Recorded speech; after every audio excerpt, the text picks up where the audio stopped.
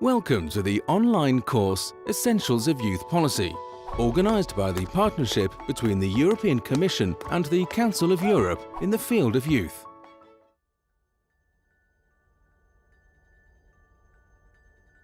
My name is Aleksandra Gligorovic, and since '98 I'm working with young people and for young people. And I'm usually a freelance consultant and a trainer. Sometimes I'm contracted by the governmental institutions, sometimes UN agencies or municipalities. Many of them would like to develop good local strategy and local document or action plan in certain area. And they are full of knowledge, but they need some guidance just how to structure the document, and that is the place where I enter.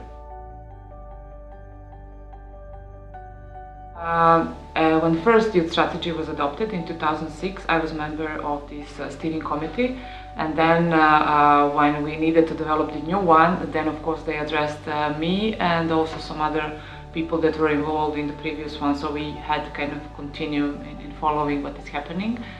So I was together with other colleague Aisha Hadžibegović engaged by the ministry as a consultant to lead the process and to be the persons who will really collect all the inputs and try to put it in a structure.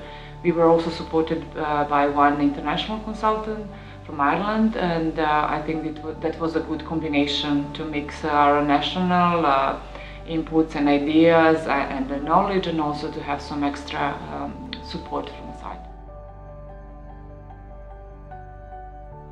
First of all, we did the evaluation of the previous strategy and how it was implemented, and we did it in a way that we asked the people on the field. We asked young people what they think, if they were aware of it, that there was some strategy. And then also we checked what was planned from the strategic point of view, if something was achieved or not. And you can check it if you are reading the documents, the researchers that other people did. So we combined this desk research and also some data from the field. We then had some recommendations, but in order to really plan the new strategy, we needed to reach young people of nowadays and to ask them what they need. What we tried is to contact young people that are not so easy to reach. So we organized different workshops in more rural areas, in more areas where normally there are not so many youth activities organized, and we also try to reach young people that are unemployed or are living in some remote areas, just to hear their voice as well, because you know that when you are planning some documents, strategic documents, there are certain structures that are very loud and they can influence and they can shape the policy, and that policy does not address the needs of everyone. So we try to mix it a little bit, and also on the other side we organize consultation meetings with the NGOs, with organized youth in a way, and also with some international organizations that are dealing with these issues, and actually we try to combine all these things.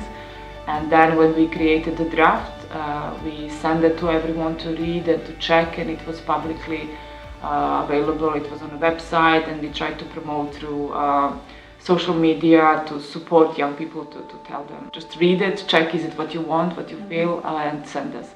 What we did also is that we used some online tools. So we created one application on ActionBound. So it was with the questions inside for young people, so they can just scan the code and then they answer the questions. So for them it was more interesting than to participate in focus groups.